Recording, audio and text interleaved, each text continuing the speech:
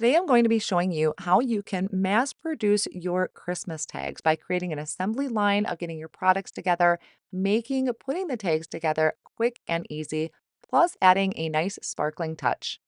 A quick look at the products that I will be using today is the Cute Candy Cane die set, Say What gift tag, and then the Say What Christmas Critters stamp set.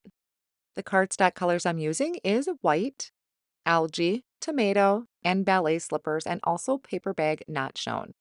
I have double-sided adhesive sheets. And then for ink, I have black licorice, cranberry, noble fir, and jalapeno.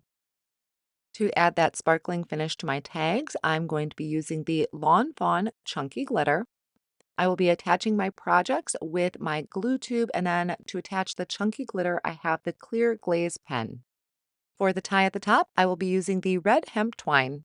So I plan on creating a lot of tags. I want to do at least 6 in the video. And to start off with, I'm going to take the base layer of the candy cane and die cut that from white cardstock. If I was doing just an individual candy cane, I would have die cut that out of cardstock with double-sided adhesive sheets on it.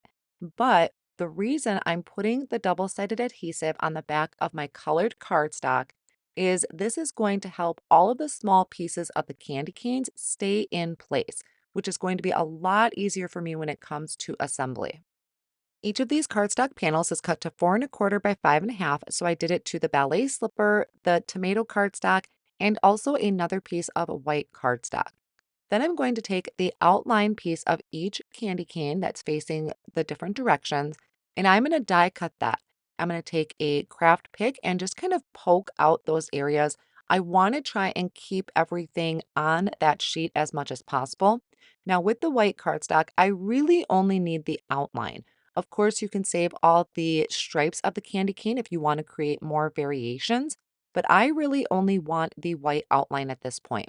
I did poke everything out, but then I can also remove it from the cardstock as well and set those off on the side.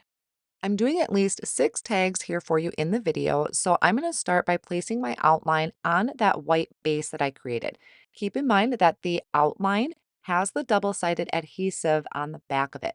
So all I need to do is poke out the stripes, peel off that liner, and then I can place this on top of my candy cane base. I went through and did that for all of my candy canes. So I'll have 3 that are going to face to the right, and I'll have 3 that are going to face to the left. Then I went through and did the same thing with the ballet slipper cardstock. Now, my candy canes, I plan on having red and pink stripes on it. So in this point, I really only need these stripes. You can absolutely save the pink outline if you want to, again, add that color variation. But at this point, I really only need these stripes. So I did kind of poke those out to make sure that they're still stuck on the backing of the double-sided adhesive sheet. And then I can also pop those out of the cardstock, and I will be able to get all of my candy canes on this one panel. I'll bring my base back in where it has the openings for the stripes, and you can see there how I'm just picking those stripes up with my tweezers and placing them down onto the base, kind of fitting it in like a puzzle. This is why I did the double-sided adhesive sheet on the back of the colored cardstock. Then I didn't have all those small loose pieces, and I think it would have taken me longer to try and line all of those up. I also had gone through and done that with the tomato cardstock. So those are all ready to go, and I can create that really cute candy cane with the pink and red stripes. So if you have a lot of Christmas tags to make this year, this is a perfect way to do it because you can get so many tags, so many more than I'm just creating on screen. Now I'm going to work on the leaves and the berries. So I have my algae cardstock and I'm placing the double-sided adhesive sheet on the back of that. And I'm going to die cut out a set of leaves. So I'll have 6 of them that have the double-sided adhesive on the back and 6 of them that I cut from just the plain algae cardstock. Off screen, I did a bunch of die cutting for the berries. So the top layer that has the holes that pop out of it is die cut from tomato cardstock.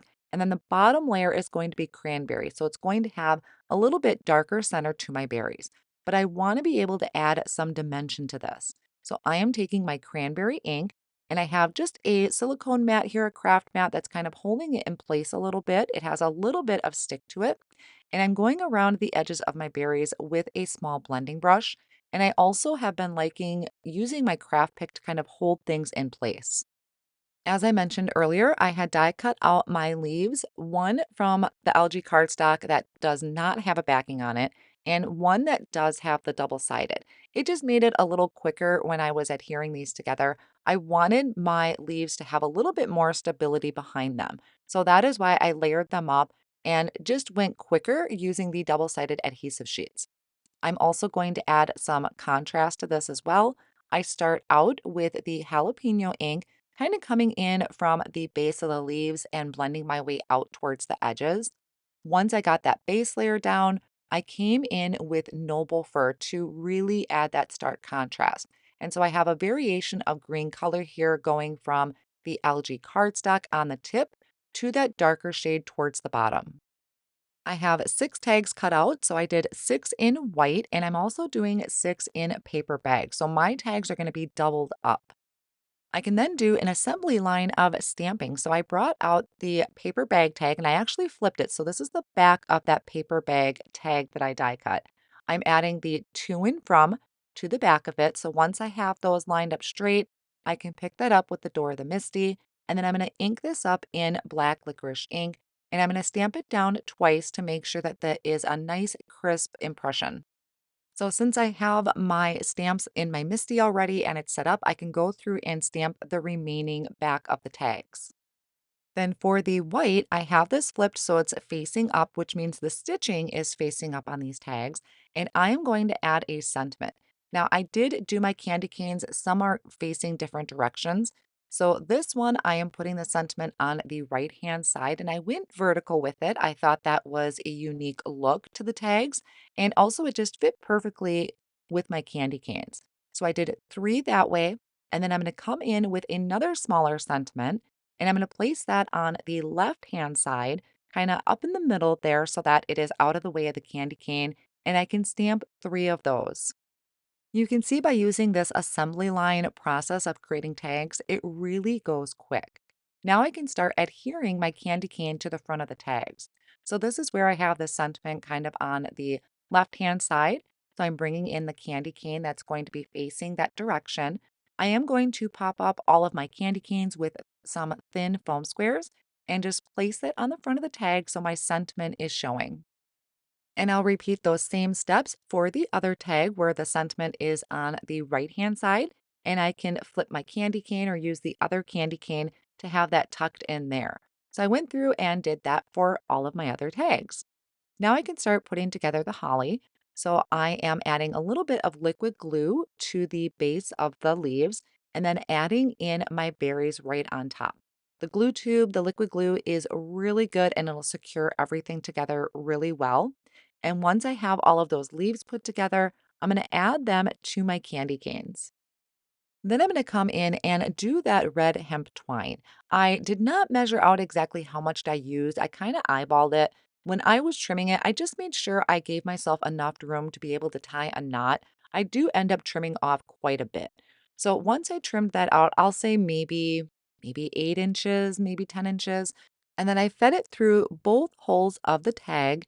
And then I'm coming through and pulling that through my loop. So that kind of gives it a little bit of security at the top, but I'm also going to go ahead and tie a knot there. And I kind of use my finger to push that knot down towards the top of the tag. So that's really going to secure that hemp in place where it won't come loose.